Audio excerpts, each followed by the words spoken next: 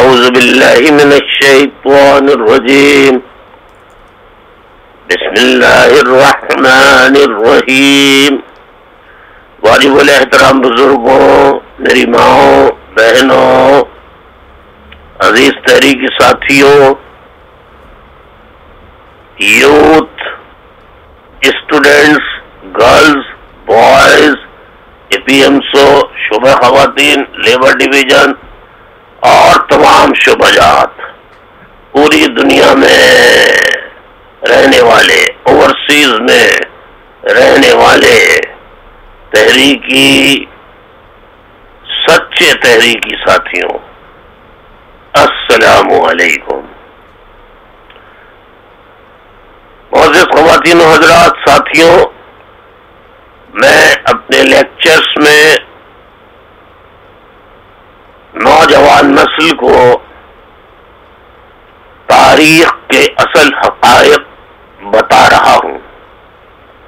اس کے علاوہ ایک روز میں 3 آڈیو میسیجز ریکارڈ کروا کر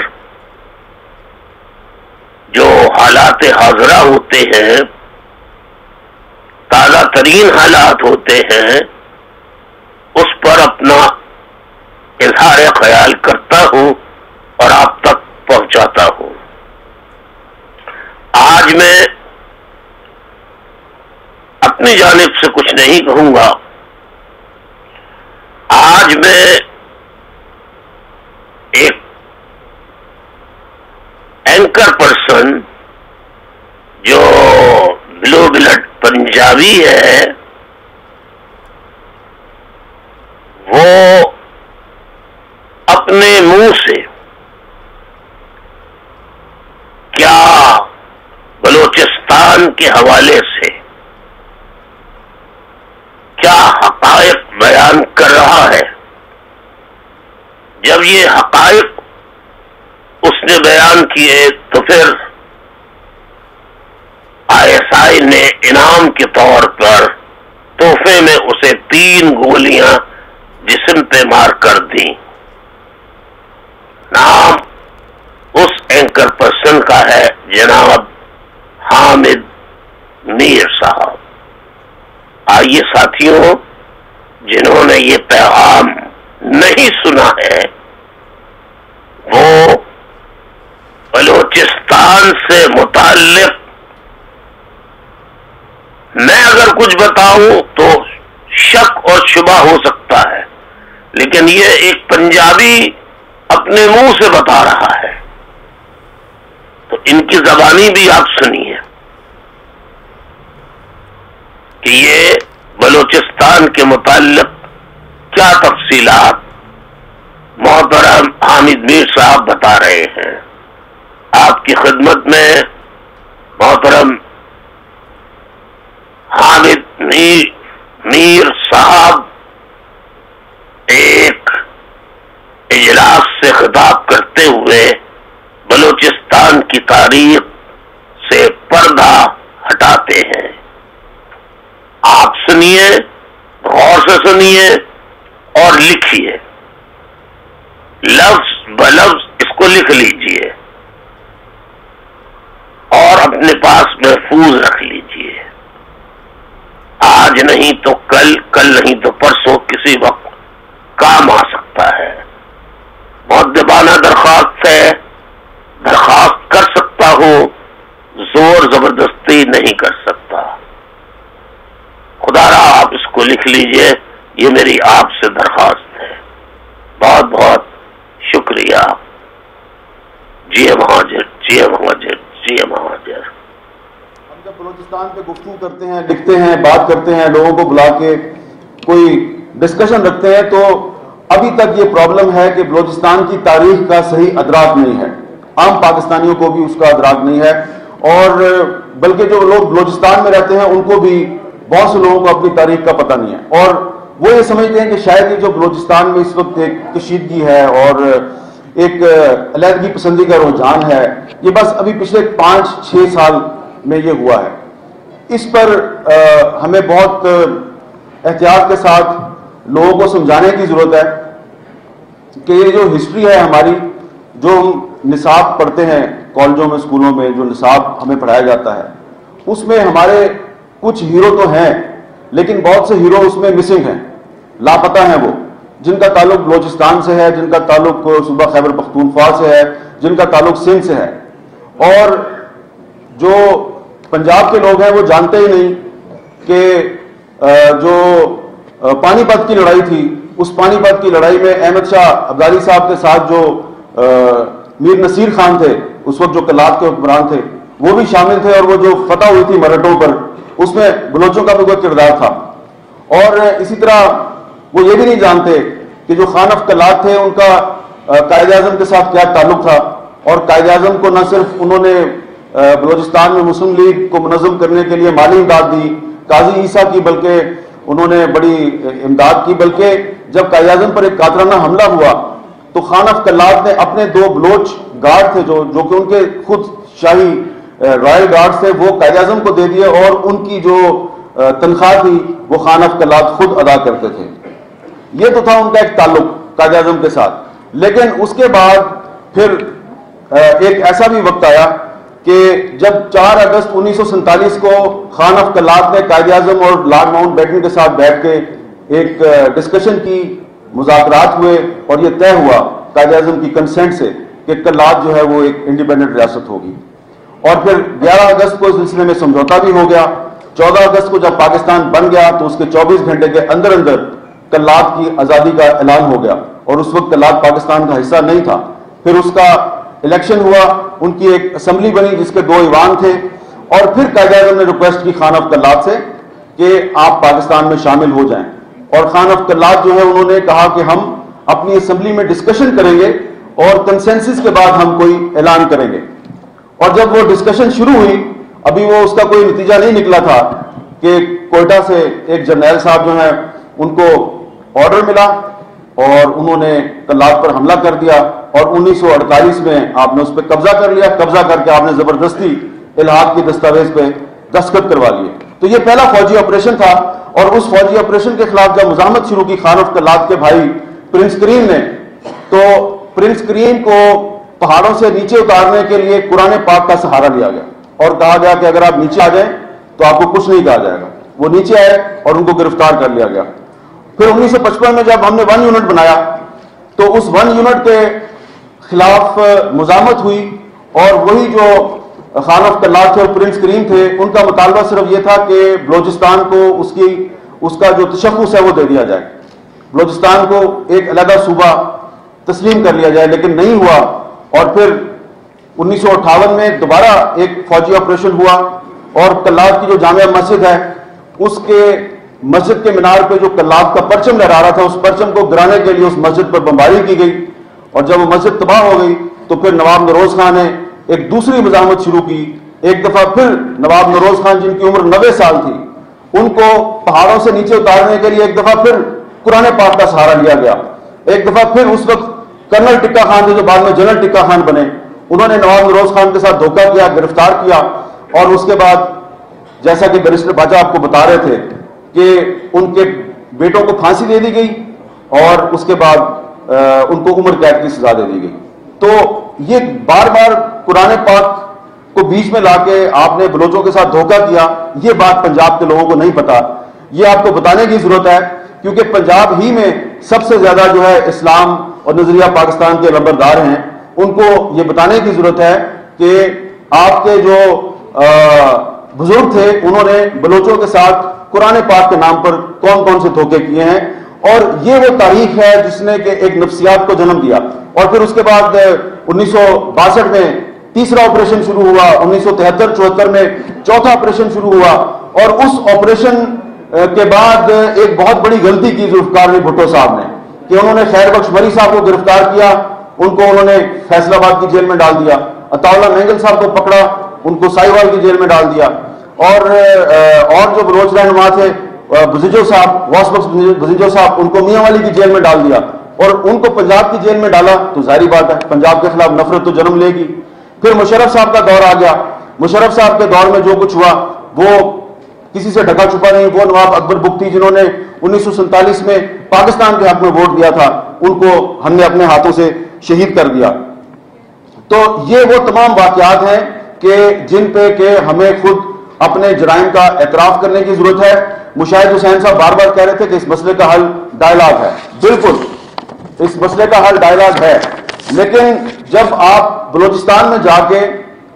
حالات کو قریب سے دیکھتے ہیں تو نظر یہ آتا ہے کہ جو مارنے والے ہیں اور جو مر رہے ہیں، مارنے والے اور جن کو مارا جا رہا ہے، دونوں مذاکرات کو یقینی رکھتے ہیں. مارنے والوں نے اتنا ظلم کیا ہے کہ جو مرنے والے ہیں وہ کہتے ہیں مارو مارو، ہم تمہارے ساتھ مذاکرات نہیں کریں گے. تو پہلے تو آپ سب لوگ یہاں پہ کوئی ایسا فارمولا تلاش کریں کہ ٹھیک ہے مذاکرات سب مذاکرات کی بات کرتے ہیں، لیکن وہ مذاکرات کے لیے ماحول کیسے کریٹ کیا جائے گا؟ کیونکہ اس وقت یہاں پر صادق عمرانی صاحب بیٹھے ہیں، بلوچستان کی حکومت کے سینئر وزیر ہیں، اور ابھی تھوڑی دیر پہلے ان کا ذکر ہو رہا تھا. تو عمرانی صاحب برا نہ منائیے گا، میں کچھ باتیں آپ کے حوالے سے بھی کہنا چاہتا ہوں. یہ ٹھیک ہے، یہ پیپلز پارٹیز کے بہت سینئر رہنما ہیں، ان کی بڑی قربانی ہے اور چیف منسٹر بھی ان کی پارٹی کا ہے، لیکن ان کا چیف منسٹر اور ان کی پارٹی جو ہے اور ان کے جو کولیشن پارٹنرز ہیں جس میں شامل تمام جماعتوں کے نمائندے یہاں پر موجود ہیں، ان کا کوئی اختیار نہیں ہے، اور یہ ان کی ناکامی ہے. اس سیاسی حکومت کی ناکامی اور خفیہ اداروں کی منمانی نے بلوچستان کو ایک دوزخ بنا دیا. جب یہ صادق عمرانی صاحب نے تھوڑا سا سچ بولا تھا بلوچستان اسمبلی کے فلور آف دی ہاؤس پہ، تو اس کے بعد کیا ہوا تھا عمرانی صاحب بتا دو.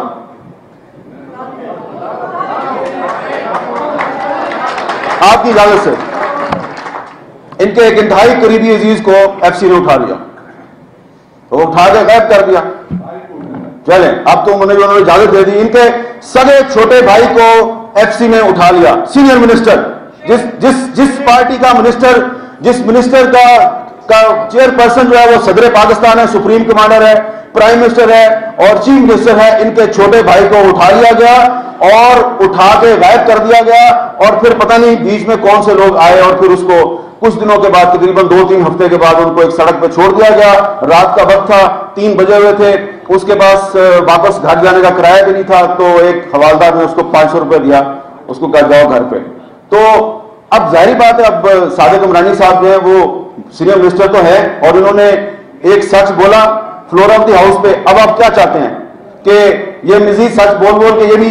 لاپتہ ہو جائیں یا شہید ہو جائیں، اور پھر ہم جو ہے وہ سینئر منسٹر جو ہے اس کی تصویر ہاتھ میں اٹھا کے وہاں پہ کھڑے ہو گئے پارلیمنٹ ہاؤس کے سامنے، لاپتہ افراد کو بحال کرو. یہ ہنسنے کی بات نہیں ہے، یہ رونے کی بات ہے.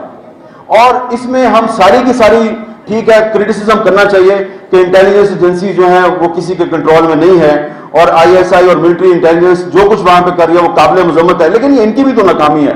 کیونکہ معذرت کے ساتھ عرض ہے، کیونکہ بہت سے لوگ اس حکومت میں ان کے دامن پہ داغ لگے ہوئے ہیں، انہوں نے کمپرومائزز کیے ہوئے ہیں، لہذا وہ ایسے اقدامات کرنے سے گریز کرتے ہیں کہ جن اقدامات سے وہ ان مسائل کو کچھ نہ کچھ حل کر سکتے ہیں. تو اس وقت جو سب سے بڑا مسئلہ ہے جس کو کہ سپریم کورٹ کے چیف جسٹس نے بھی بار بار کہا ہے کہ لاپتہ افراد بلوچستان کا سب سے بڑا مسئلہ ہے. اور اس میں ایک پازیٹیو ڈیولپمنٹ جس کا ذکر کر رہے تھے شہوانی صاحب، اس کی کیونکہ اس دن میں بھی سپریم کورٹ میں موجود تھا کہ ایک نوجوان مہران بلوچ، اس کو بلوچستان کے دارالحکومت کوئٹہ سے اغوا کیا گیا، ایف آئی آر درج کروائی گئی، کہا گیا اس کو ایف سی نے اغوا کیا ہے. آئی جی ایف سی کو سپریم کورٹ میں بلایا گیا تو آئی جی ایف سی نے کہا جی کہ اس کو ہم نے نہیں اٹھایا. تو چیف جسٹس نے D I G investigation Quetta Hamid Shakeel Sabir سے کہا کہ آپ کے پاس کوئی ایویڈنس ہے؟ تو انہوں نے کہا جی ایویڈنس ہے. انہوں نے سی سی ٹی فوٹیج پیش کی. سی سی ٹی فوٹیج میں انہوں نے کہا جی یہ گاڑی ہے، خود ڈی آئی جی صاحب نے انگلی سے آئیڈینٹیفائی کیا کہ جی یہ ایف سی کی گاڑی ہے اور یہ لڑکا موٹر سائیکل پہ جا رہا ہے اور یہ انہوں نے پکڑا اس کو. تو ایف سی صاحب کورٹ میں کھڑے ہوئے کہتے ہیں جی یہ تو ہماری گاڑی ہے ہی نہیں ہے. تو چیف جسٹس نے کہا کہ اور کوئی ثبوت ہے آپ کے پاس؟ تو پھر ڈی آئی جی صاحب نے کوئٹہ پولیس کا ایک A S I traffic police کا اس کا حلفیہ بیان پیش کیا اور اس نے کہا جی کہ میرے سامنے یہ ایف سی والوں نے اس کو اٹھایا. پھر سپلیمنٹ کرنے کے لیے ایک سارجنٹ امجد، اس کا بیان دیا کہ جی اس کو ایف سی والوں نے اٹھایا. اب D I G, A S I اور امجد تینوں پنجابی ہیں. اور تینوں نے مہران بلوچ کے حق میں ایویڈنس دیا کورٹ کے اندر. تو یہ ایک پازیٹیو ڈیولپمنٹ ہے. اور جب آسمہ جہانگیر صاحبہ اور قاضی حسین احمد صاحب یہ بھی یہاں پہ کھڑے ہو گئے یہ بات کر رہے ہیں, اور اب آپ کے اس اجتماع میں نواز شریف صاحب بھی آگے ہیں, تو یہ ساری پازیٹیو ڈیولپمنٹس ہیں. ہمیں نا امید نہیں ہونا چاہیے, لیکن مسئلہ بہت سنگین ہے. ہم سب لوگوں کا یہاں پہ اکٹھا ہونا, آپ سب کا اکٹھا ہونا, یہ بہت اچھی بات ہے. لیکن جو لوگ مار رہے ہیں اور جن کو مارا جا رہا ہے, شاید ان کی یہاں پہ نمائندگی نہیں ہے, کیونکہ ڈاکٹر مالک بلوچ صاحب, عبدالحی بلوچ صاحب اور یہاں پہ مندوخیل صاحب, یہ سارے لوگ بلوچستان کے پولیٹیکل لیڈرز یہاں پر موجود ہیں. لیکن اگر آپ مجھے معاف کریں تو جن کو مار پڑ رہی ہے اور جنہوں نے ہتھیار اٹھائے ہیں وہ یہ کہتے ہیں کہ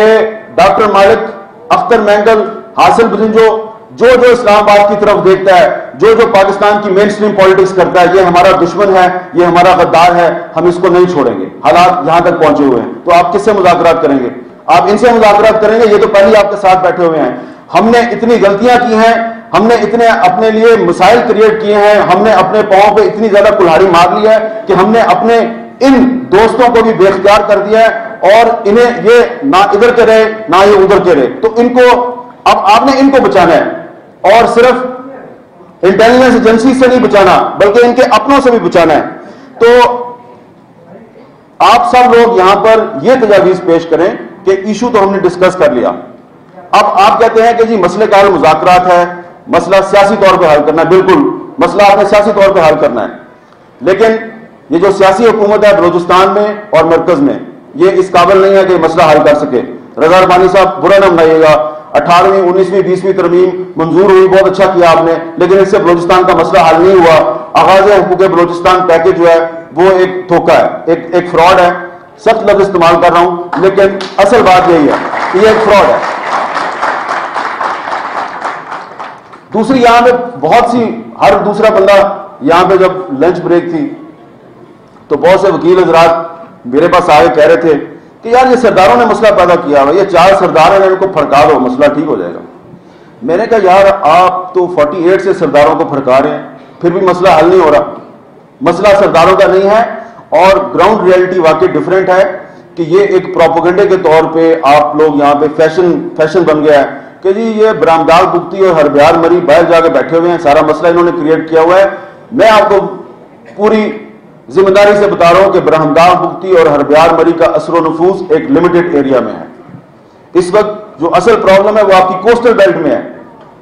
کوسٹل بیلٹ, مکران ڈویژن. اور مکران ڈویژن کا جو ریبیل لیڈر ہے ڈاکٹر اللہ نظر بلوچ, وہ نہ سوئٹزرلینڈ میں بیٹھا ہوا ہے نہ برطانیہ میں بیٹھا ہوا ہے, وہیں پہ بیٹھا ہوا ہے. اور آپ جائیں تربت سے آپ جا کے من چلے جائیں یا کسی اور طرف چلے جائیں, آپ جا کے اس کو مل سکتے ہیں, اور اس کو نہ ایف سی پکڑ سکتی ہے, نہ اس کو آئی ایس آئی پکڑ سکتی ہے, نہ اس کو ایم آئی پکڑ سکتی ہے, کیونکہ لوکل پاپولیشن اس کے ساتھ ہے. اور وہ کون ہے؟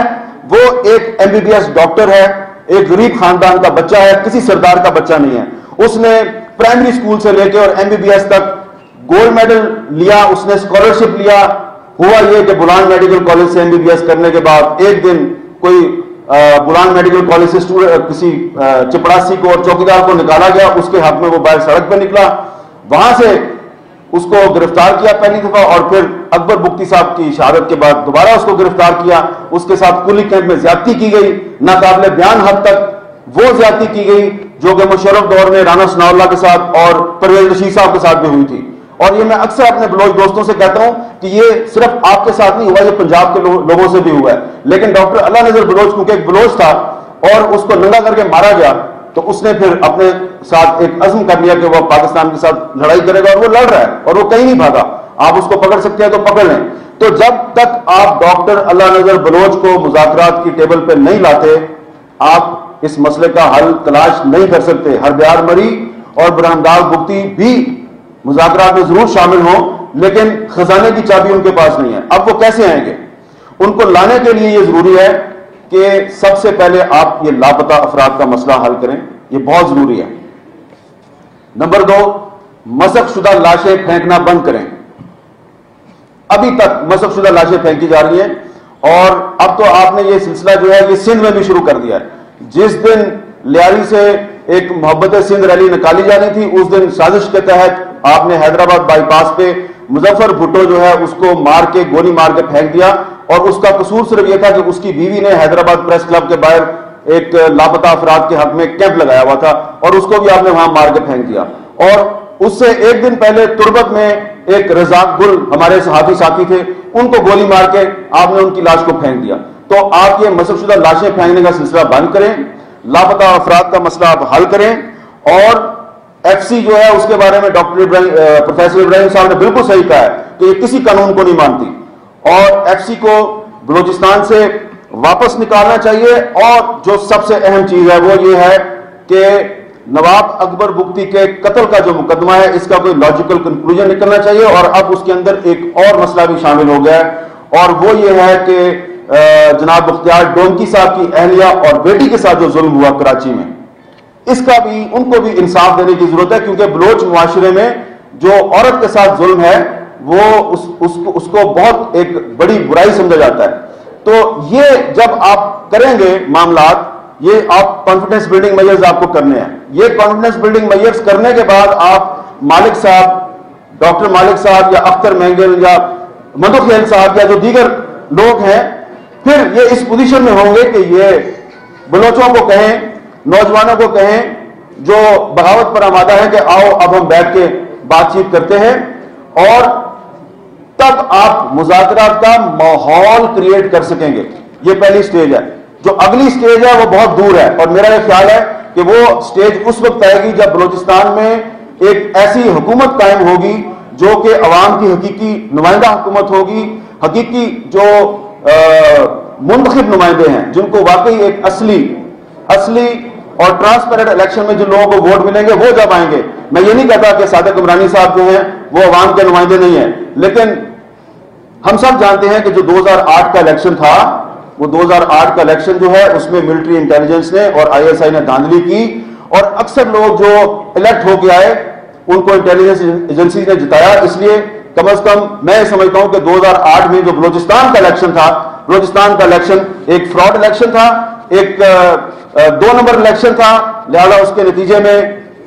ایک 2 نمبر حکومت وہاں پہ وجود میں آئی، اور اسی لیے وہ ابھی تک کوئی 1 نمبر کام نہیں کر سکی۔ اللہ حافظ۔